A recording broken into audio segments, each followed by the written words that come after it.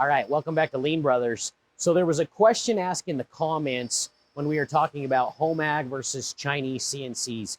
A guy had a CNC spec'd out from China, good specs, good motors, good electronics, things like that. The price was 18 or 19,000 if I remember right. Obviously buying a HOMAG, the comment was that's about a tenth of what it would cost to get a HOMAG, which isn't completely true. A HOMAG compact 4x8 machine is running 80 or 90,000. But there's a couple of things to look out for. And part of this, Darren and I both have had experience with this. Darren does a lot of importing from China. We obviously imported the little shape and sand from China. It's been a good machine. We like how it functions, but I had to rewire the entire machine. It cost me as much to rewire the machine as it costs to buy the machine. But some of the things that I guess maybe, well, it didn't surprise us because Darren does it all the time, but you have import fees when you bring a machine in and shipping. So my gut feel is that $19,000 machine is probably going to be 30 or so by the time you get it here. So I would do my research and do a comparison. The other thing is are you going to have the service on the Chinese machine? My first machine was the Laguna. We loved that machine. It worked great. It got us into CNC. We learned a lot from it. We paid $23,000 for that machine with no tool changer. Obviously, the Lagunas are a little bit more with the tool changer. I'm guessing you're 30 or 40 for that now.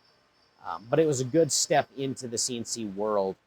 But the thing that I noticed, it was not as robust.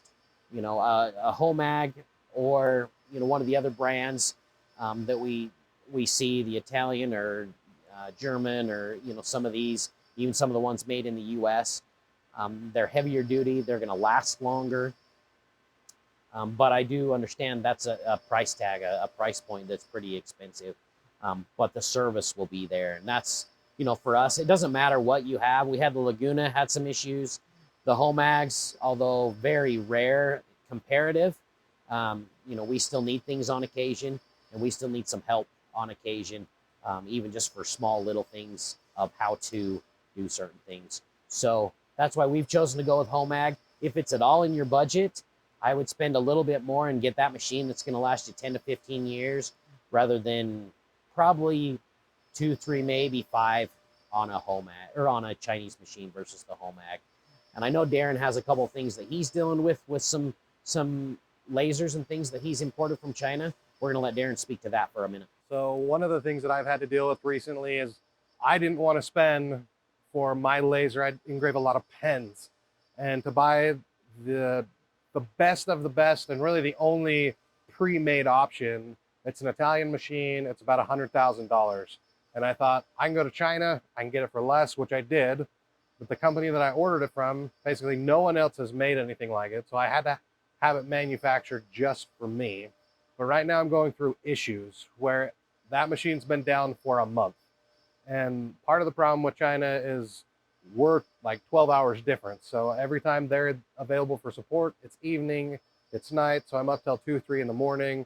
Most recently, I had to set up a bunch of cameras to record the process because basically the machine is just turning off by itself. There's no rhyme or reason to it. It's got a PLC and some relays that are just shutting off. And the most recent thing, like I can tell this is what's happening. The relay is turning off, which turning the laser off, which the software doesn't like.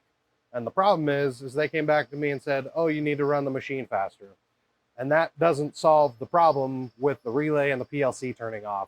So it's also kind of a communication issue where they might, like, they're really good at lasers. They manufacture lasers all the time, but I had them do something special. But even then, even if it wasn't special, the support going back and forth, it just takes a long time. And luckily I still have a backup laser, so I'm still able to run my stuff. It's a lot slower. It's not as nice.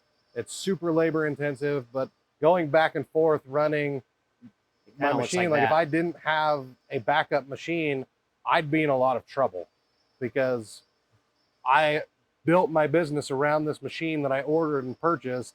And if I didn't have that backup machine, I'd be in a whole world of hurt. So at this point, I've spent the money, the new laser's on the way because I can't, like I've been down for a month And so I had to bite the bullet and spend the money to get the real machine. So again, this is similar to Darren's backup laser.